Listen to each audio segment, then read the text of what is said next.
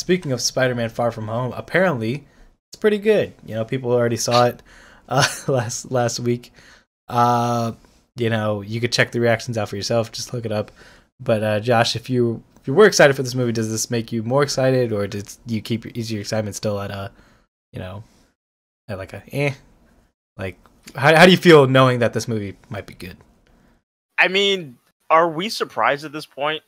I mean, how many times have Marvel allowed social media embargo reactions to kind of come out, and everyone's just like, oh, it's the best Marvel film yet. Oh, move over Spider-Man 2. This is the best Spider-Man film ever.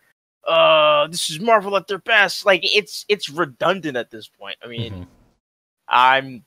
when I read them, I feel the same way about the films. Like, I don't get any more excited. I don't get any less excited. I kind of just remain where I'm at because it's, and not to say that the people that say that are lying or that they're, being paid by Marvel to say that. I mean, no, like, these movies are genuinely good aside from like a few Civil War.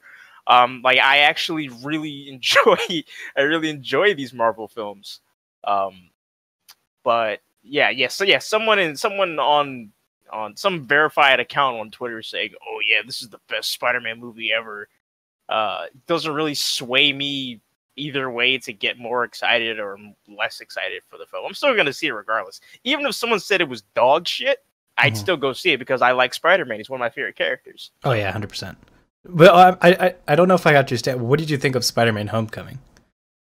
It's good. I understand some of the complaints about how it seems more like because we're used to like having a smart Peter Parker who crafts his own suit, who kind of relies on himself, but at the same time, I guess like a counteract to that argument is that we've never seen Spider-Man interact with an entire roster of Marvel characters. Yeah, existing MCU. Like, we've never seen him interact with Iron Man or Captain America or Hulk or anything like that. Like, so of course things are going to be different. Now, with Tony Stark, spoiler alert, being dead, I think this now would allow Peter to become more independent, since he doesn't have that father figure around anymore, and he'll allow him to create his own suits and kind of rely more on his smarts than Tony Stark supplying him with tech. Right. So I liked Homecoming for what it was, but the fact that that's not how it's going to stay is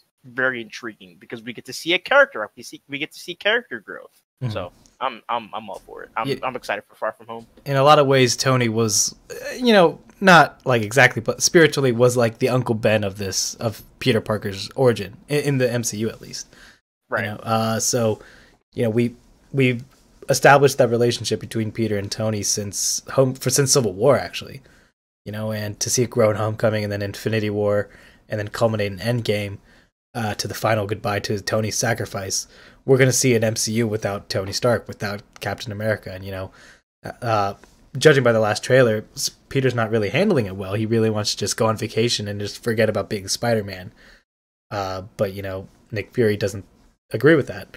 So, I'm Homecoming is actually probably in my top 5 MCU movies. I really love Homecoming. I need to go on, what is that movie website called where you like rank your like films and stuff?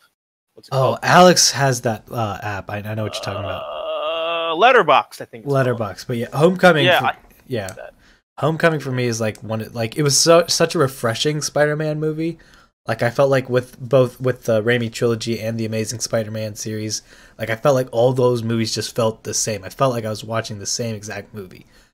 Especially with the Amazing Spider-Man 1, which I liked to a degree, but it could have been better.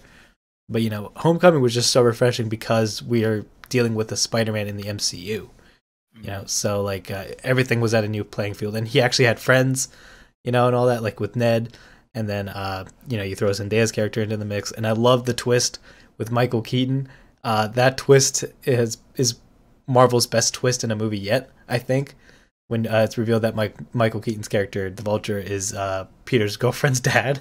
I remember I saw a tweet and someone said, so it was like now watching a Spider-Man Homecoming, and then I think like an hour and a half later you see a tweet in all caps, "Oh shit, Liz got a white daddy." Yeah. Had me dying. I was just like, well, that's pretty much what happened. Yeah, no, I think there's a lot of fun to be had in Homecoming. It's kind of like we get to see Peter as a kid, and that's something we haven't seen in live action. Because as much as I love the Tobey Maguire and yes, the Andrew Garfield Spider-Man films, which are underrated as hell, I will die on that hill, and I'm pretty sure Alex would die on that hill with me.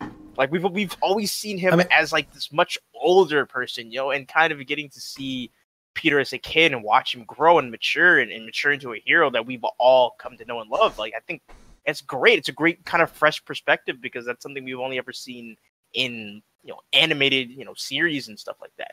Damn, dude, I've come prepared today. You did. But one thing I also really loved about Homecoming was that it kind of felt like Spider-Man was really on his own turf. Like he was on his own turf, but he was also existing in this MCU. Like there was that montage of him just like helping his the little street out, just stopping car muggers.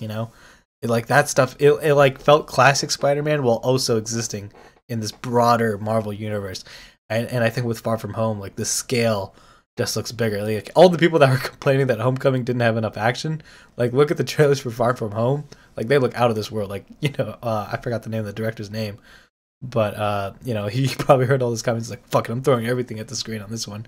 You want Mysterio? I'm putting the fishbowl man in this movie." That is like that. Okay? I'm gonna go back to your previous question about me being excited for it. The main reason why I am so excited for Far From Home is because of Mysterio. Mysterio is one of the most obscure and just weird Spider-Man villains that I've always wanted to see on the big screen. The fact that they kept the fishbowl and made it work and made it look cool, just boggles my mind, dude. I remember playing God, what was the game called? I know which game you're talking about. It was where he had to befriend his enemies, right? Yeah. I forgot the name of the game. Mysterio was the villain in that one. Yes, and the fact that that we get that Mysterio, we get the cool ass. Oh my god, the purple cave, cool, the fishbowl, and Jake Gyllenhaal of all people is playing him. Come on. See, I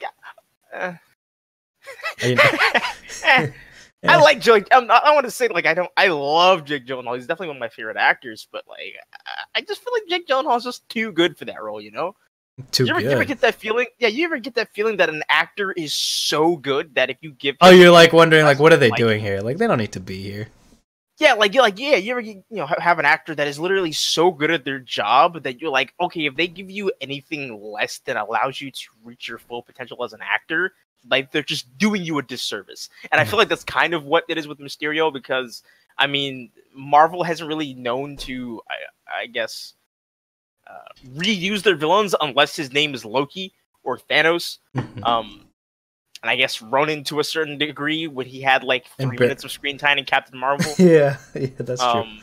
So I'm just I don't know, Jake Gyllenhaal. I would have preferred maybe seeing him as Adam Strange or Nova. Just give him something, give him something with a little bit more gravitas, a little bit more weight, a little bit more, meat to it, other than Mysterio. But we don't know what Mysterio's role is entirely. Maybe there's a whole bunch of depth to the character that we don't know about yet. So I'm really excited. I hope so. Yeah, certainly the fact that they're putting Fishbowl Head in a movie is something. Come on, that I was already sold on a Spider-Man movie regardless, but you put Fishbowl Man in, I'm in. And you got the Elementals, I think they're called. You got the Elementals. I actually know nothing about those dudes. Yeah, I think one of them's supposed to be Sandman or something like that. One of them is clearly Hydro Man. That's a given. Hydro Man. I think the other one is Molten Man. Yeah, Molten Man, and I don't think that's Sandman in the traditional sense. I don't think his name is Sandman. Right. I don't think. Are they gonna have names? Let's just call him Dust Boy until we figure out what his name actually is. Right. But I'm excited as well. We're seeing it next week. It's pretty fun. Yeah. Comes out literally 1 week from today, which is strange. Shit. But I don't. I feel like we shouldn't talk about this on air. But are we doing a review next week? His name is Magnum. Is Magnum? Oh, I thought his name was Molten Man for some reason. No, it's the Sand Dude. Yeah. He has abilities that allow manipulation of earth, minerals, and rock. And his name is Magma. Magnum. Oh, Magnum. Like the condoms. Yeah.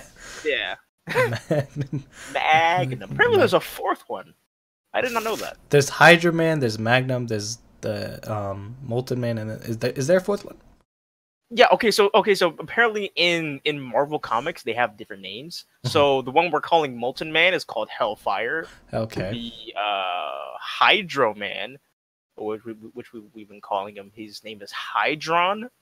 And then you have Magnum, and then you have Magnum, like I said, like the condoms. And then there is a female elemental called Zephyr, I think, something like that. But I wonder why they changed the names for the movies. No clue.